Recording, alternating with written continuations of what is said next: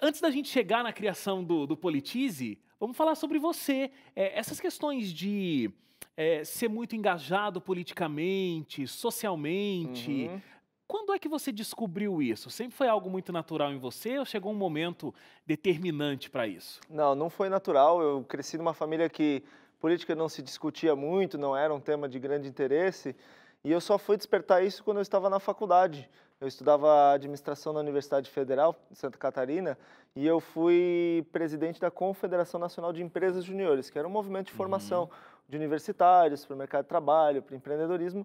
E como presidente dessa entidade, eu era obrigado a representá-la no Conselho Nacional da Juventude, lá em Brasília. E aí eu entrei como um peixe fora d'água, literalmente, não entendia Num nada sobre o ambiente. assunto, num ambiente onde todo mundo já tinha anos de militância partidária, juventude partidária, e foi muito bom, porque eu percebi a importância da política e mais ainda a importância de ter pessoas boas se envolvendo com as questões públicas, né? E aí eu comecei então a me interessar e me envolver muito mais com o tema. Foi esse o ponto principal aí. Agora me conta como é que foi essa transição desse momento do universitário, descobrindo um ambiente político, né, o peixe fora Uhum, d'água que teve que aprender a nadar sim. ali nesse ambiente, para a criação do Politize. Como é que isso foi chegando a esse conceito do Politize que vocês têm hoje? Eu fui me envolvendo aos poucos, né?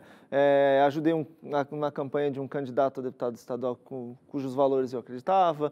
Comecei a estudar muita coisa por conta própria, me envolvi com alguns grupos, mas acho que o Politize em si tem muito a ver com as manifestações de junho de 2013, porque foi o primeiro momento em que a nossa geração, eu tenho 30 anos hoje, que não se envolveu com caras pintadas, que não se envolveu com diretas já, nunca teve essa oportunidade, talvez, se expressar muito além do voto, foi às ruas e, independente se as manifestações deram certo ou não deram certo, se foi pelo passe ou não foi, mas acho que o interesse despertou muito, né?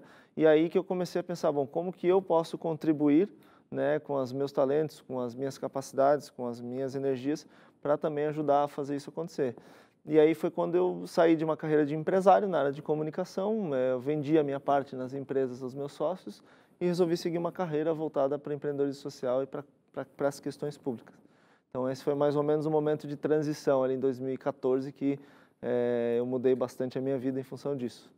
E é uma mudança que exige coragem, né? Muito, muito. Porque você fala de política, um assunto que é muito deixado de lado por alguns, e também naqueles que têm interesse pelo assunto existe uma tremenda polarização e existe uma discussão ferrenha que às vezes, inclusive, a gente não consegue chegar num bom resultado Uhum, justamente pelo preconceito que um lado gera no outro ou os sim. diversos lados geram entre si na hora de Uhum, ter uma discussão, né?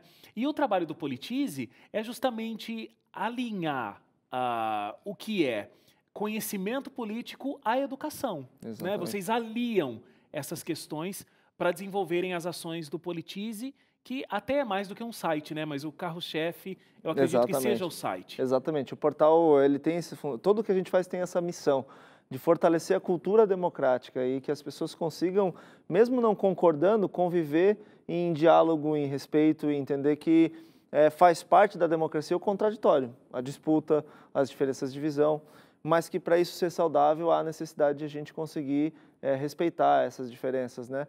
E tudo que a gente faz no sentido de tornar a política mais simples, mais acessível, né, numa linguagem que o cidadão comum consiga compreender, consiga se identificar, que em geral parece uma coisa muito distante, né?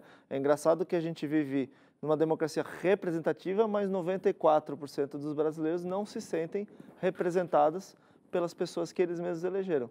Então a gente tem uma coisa muito complicada aí, né, que é esse sentimento de não representação, porque de fato a política ainda parece ser um negócio muito distante do cidadão comum, né? E por que você acha que isso acontece? Você fez uma comparação que é realmente muito interessante, instigante a gente Sim. pensar, né? É uma troca de números que não faz muito sentido. Por que as pessoas não se sentem representadas se foram elas que escolheram esses representantes? É, justamente nisso, né? As pessoas falam muito em reforma política, mudança de lei.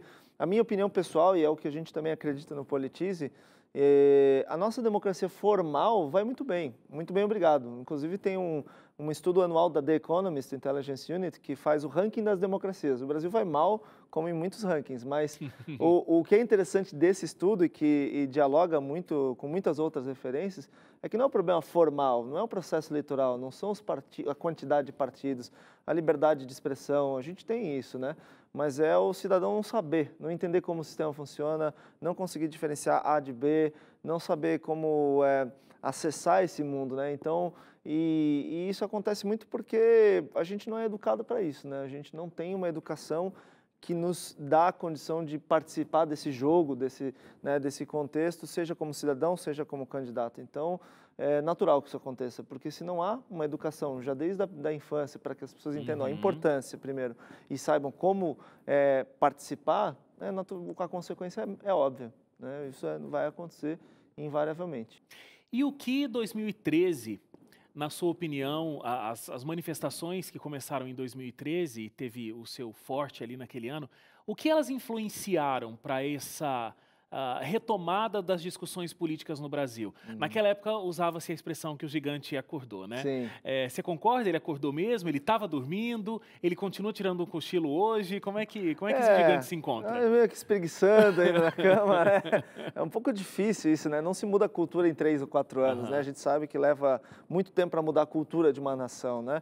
Mas a gente considera um evento importante nos capítulos da nossa história democrática recente, porque, de fato, foi uma convergência entre uma mudança tecnológica, porque as redes sociais, essas outras formas de expressão que começam a permitir outras maneiras de organização política que não são somente aquelas tradicionais, né?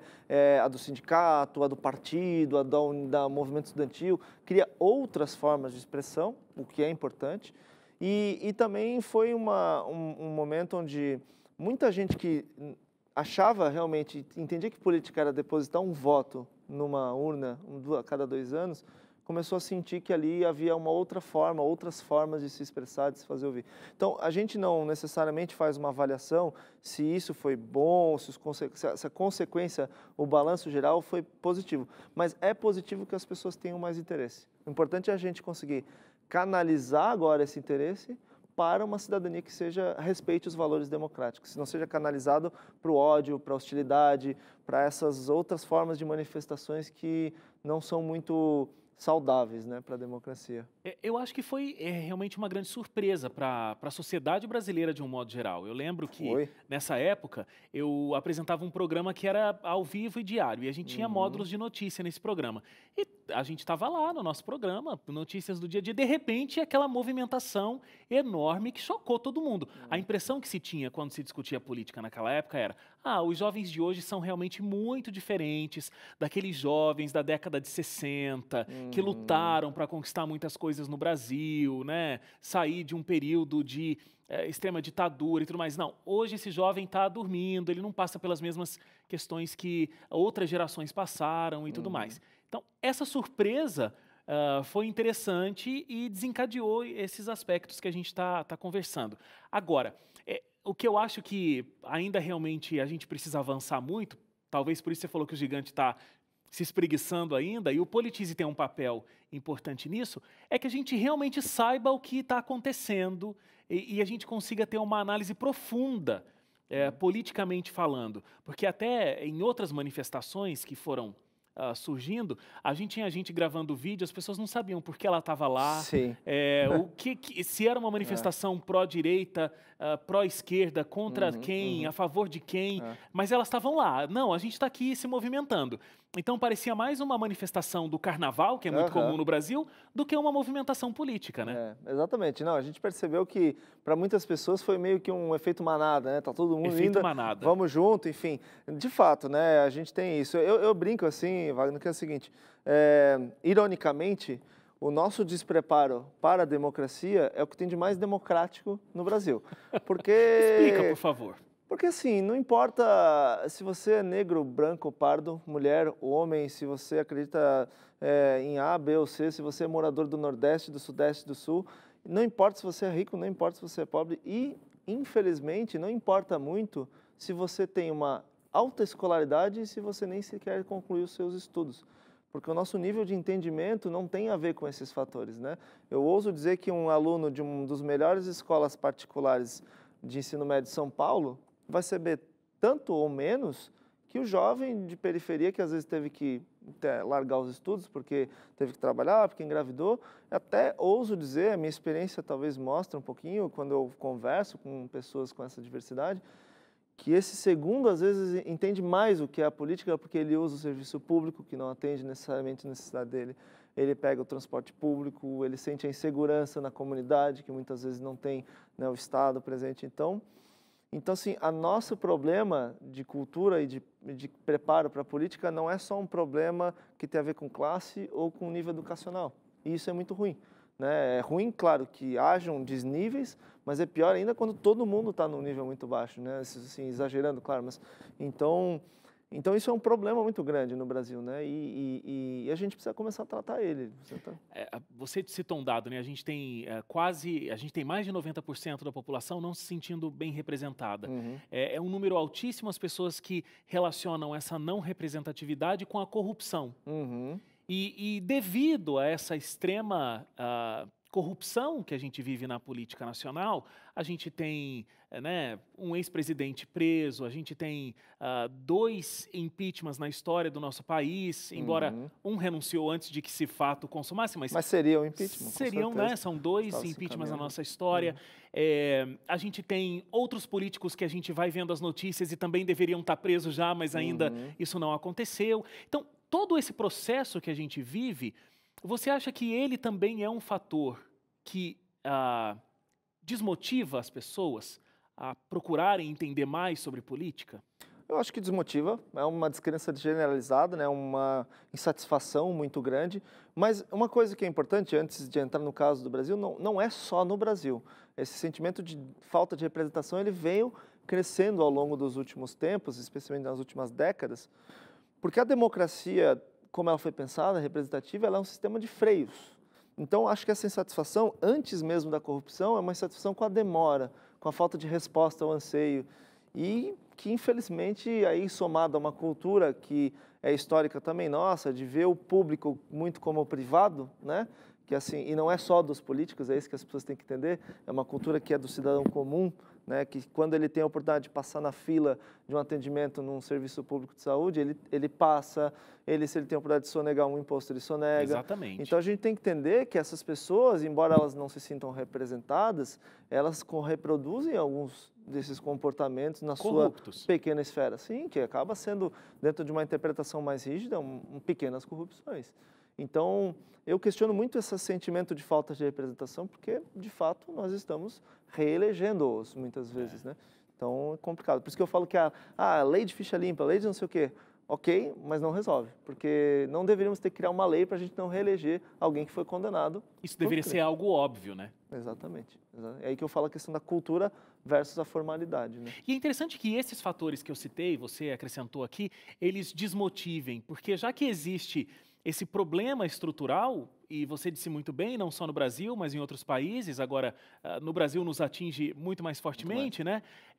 Isso deveria, pelo contrário, deveria motivar para que eu buscasse conhecer mais, para que eu pudesse diminuir esses índices, né? Só que existe um sentimento de impotência, né? Eu acho que a grande questão Essa é a barreira, não né? saber por onde começar. Tem uma pesquisa que chama Sonho Brasileiro da Política. Ela foi feita em 2014 para ouvir o que o jovem tinha a dizer sobre a política. E um elemento que saltou muito aos olhos é assim, olha, eu estou interessado, eu fui para as manifestações, só que eu não sei por onde começar, né? E você soma esse dado com outro dado que partidos e o Congresso Nacional são as 2 instituições com a menor credibilidade no Brasil, isso é um dado, né? Você faz da bombeiro, exército, né? Partidos e congresso. Então, onde seria o lugar mais óbvio? Vou para o partido, vou para a juventude. Para o jovem, não. Eu não quero nem estar perto disso. Então, é importante assim, a gente começar a mostrar qual é o primeiro passo, né? Porque do primeiro vai para o segundo, do segundo vai para o terceiro, e aí as pessoas vão entendendo que nem tudo se resume a eleições para presidente da República. Né? Não vai ter o rei salvador que Não vai existe. tirar a gente de onde a gente está e levar a gente para outro lugar. Bom, para quem quiser conhecer mais do Politize, que trata de questões como essas que a gente discutiu aqui, como é que faz para acessar o portal e também as outras ações do Politize? Ótimo. O portal é o nosso grande, né, hub, assim, onde tudo lá você pode encontrar, o www politize.com.br, politize com Z. Mas se você pesquisar no Google, Politize, YouTube, Politize, você vai encontrar muito fácil a gente aí, estamos bem posicionados aí sempre na internet, né? Então é tranquilo, lá você consegue encontrar blog post, infográfico, vídeo, cursos, enfim, a gente tem material para todos os gostos, para todos os formatos, para quem quer aprender de um jeito, quem quer aprender de outro. Nosso objetivo é tornar acessível mesmo, e é tudo gratuito, então para o pessoal disponível aí para todo mundo acessar. Legal. Diego, muito obrigado por ter vindo, conversado com a gente. Parabéns pelo trabalho do Politize. Espero que cresça cada vez mais e mais pessoas tenham acesso a esse conteúdo que é tão educacional, né, na área de política. Muito obrigado mesmo. Eu que agradeço o convite e fiquei muito feliz de estar aqui com vocês. E volte mais vezes, por favor.